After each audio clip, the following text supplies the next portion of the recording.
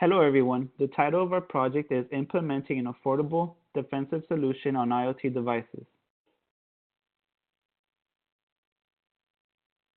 The members of our group are Ana Marines, Alberto Martinez, Humberto Franier, and Patricia Secas.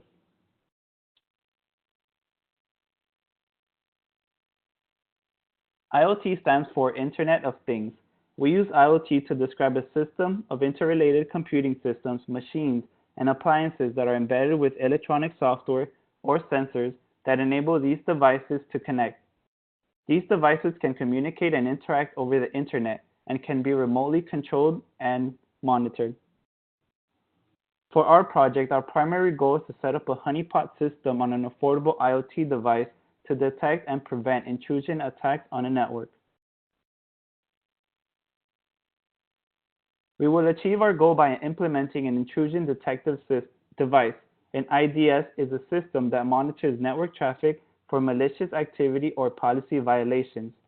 An IDS can issue an alert when such activity is discovered.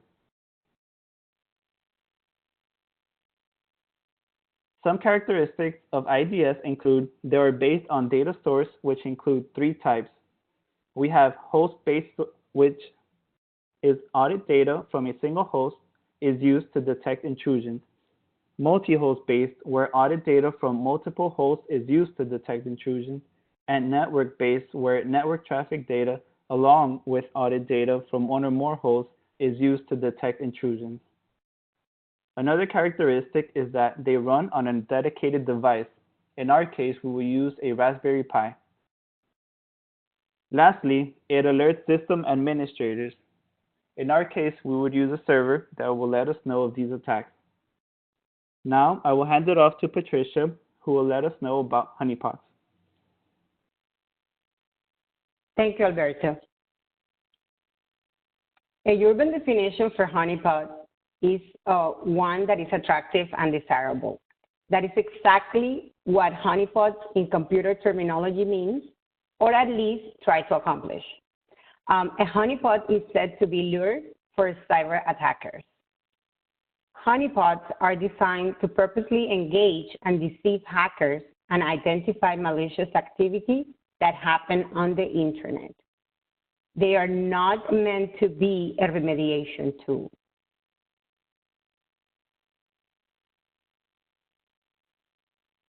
Traditional methods used for security are DMC, IDS, IPS, and penetration testing, among other tools. Research and innovation can never stop because vulnerabilities will always exist, and all malicious software will come back to attack systems even more sophisticated. Where to place a honeypot in a network environment? They usually located behind a firewall because this can avoid the honeypot to become a launching pad to attack other systems outside. When we have multiple honeypots that can be sent on a network, when this design is in place, this is called a honeynet. Let's talk about the type of honeypots. Depending on the deployment, we find the production honeypot and the research honeypot. The production honeypot is used in a production environment by companies and corporations for the purpose of research motives of hackers and also to mitigate attacks to their operational networks.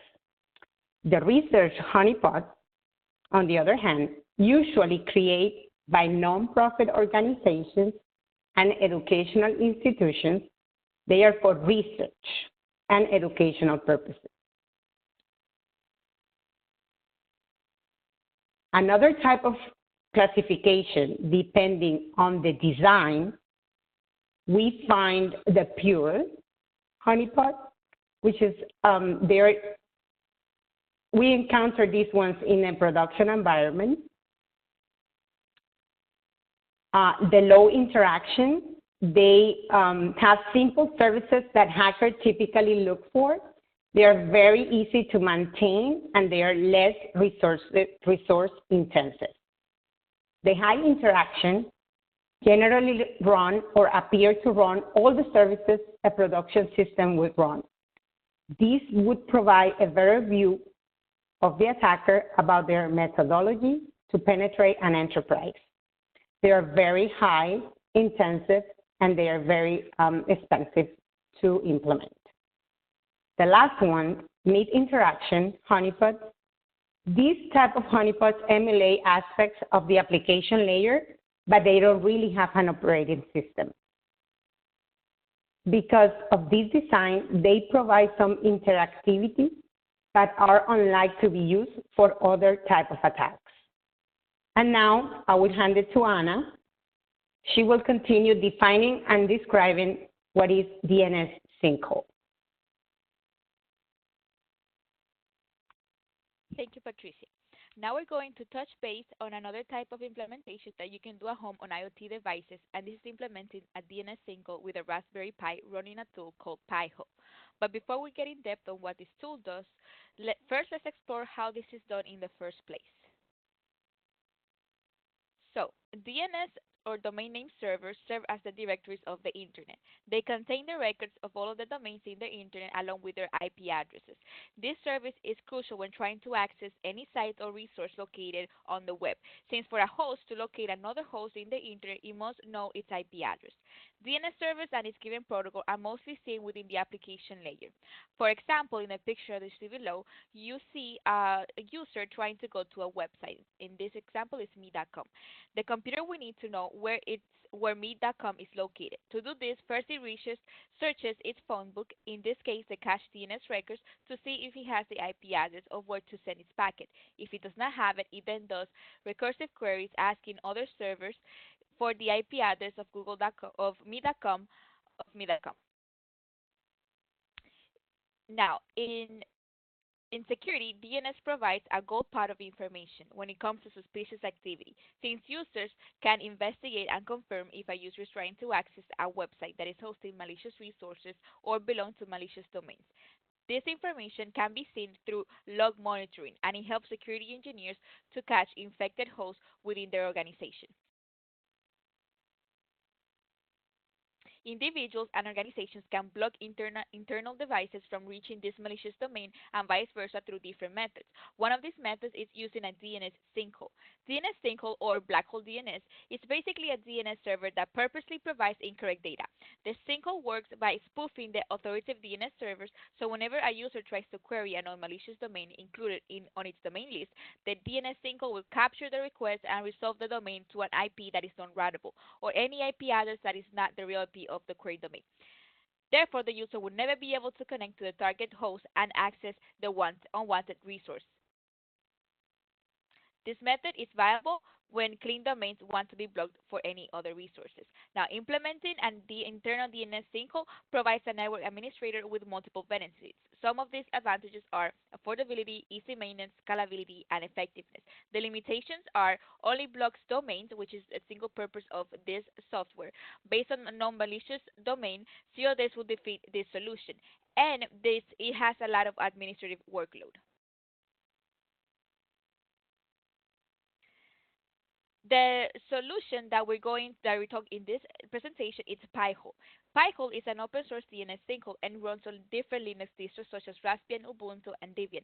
The main focus is to be an ad blocker, but you can also leverage it to block non-malicious domain. It could also force clients to use Pi-hole as a DNS server when you have the DNS settings locked down by your ISP. This is a great solution for small environments such as house networks and small companies or small organizations. In this network hierarchy, it's a simplified network example. We see a normal DNS flow where a computer is trying to access adware resources on the internet. The computer checks through a hierarchy of interprocess steps, different interprocessing steps located on DNS cache or forward or recursive servers to find the IP address. As you can see, connection here is successful. Now, on the next slide that we're showing you, if we have a Pi-hole between the computer and the server, this connection will be actually captured by the DNS sinkhole before it reaches the internet. And the pi hole will give the host, the computer, a non-routable IP address, so no connection will be made between your local computer, the local computer, and the adware hosted server. As you can see, besides a honeypot, there's different ways that you can create inexpensive IoT devices. And now Humberto is going to show us how you can deploy an affordable honeypot.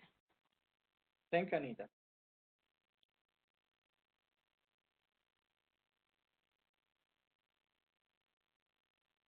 To implement our honeypot system, we selected a Raspberry Pi 3 Model B, which will allow us to simulate our IoT system environment. This model comes with a built-in Wi-Fi and it costs around $35. To monitor our network, we're going to use a third-party software called Dionaea. Dionaea is a malware capturing honeypot created in 2009 under the honeynet project Google Summer. It runs a restricted environment and it supports several protocols like server message block, HTTP, FTP, TFTP, MS-SQL, and voice over IP address.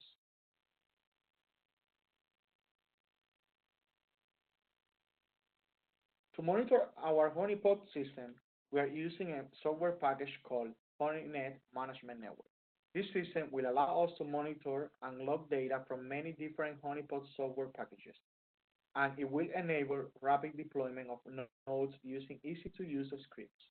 It is open source and leverages several packages from the honeynet project, with an emphasis on ease of use and expandability. As our hosting provider for our honeynet management network deployment, we're going to use DigitalOcean, but any hosting provider should work. Once our virtual machine is created on DigitalOcean, we can use PuTTY or the virtual machine console that comes with DigitalOcean to install the honeynet management network.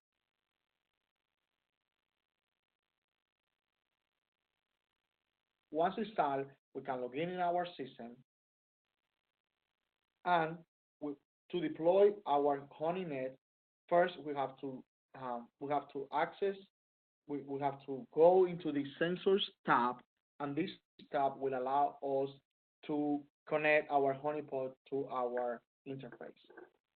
We can select Raspberry Pi Ubuntu for the drop-down menu list in order to get an automated deploy script to run it on our Pi and install Dionaea. Once this is completed, our sensor should be running and connected to the honeynet management network. Once our system is deployed, we can start testing the functionality of our honeypot by using Nmap to run a port scan on it. Once this is performed, we can observe the port scan in the attacks tab of the honeynet management network interface. Now, to wrap up our project, I will hand the voice to Alberto. To conclude, we shared an in-depth look at honeypots and DNS sinkholes and demonstrated how IoT devices can be utilized to prevent intrusion attacks on a network. To demonstrate the uses of a honeypot, we deployed a honeypot on a Raspberry Pi using the Dionaea software and recorded active and passive tests on a modern honey network server. These tests demonstrate that our system can successfully detect, deflect, and lure any unauthorized user that attempts to connect to our system. Thank you.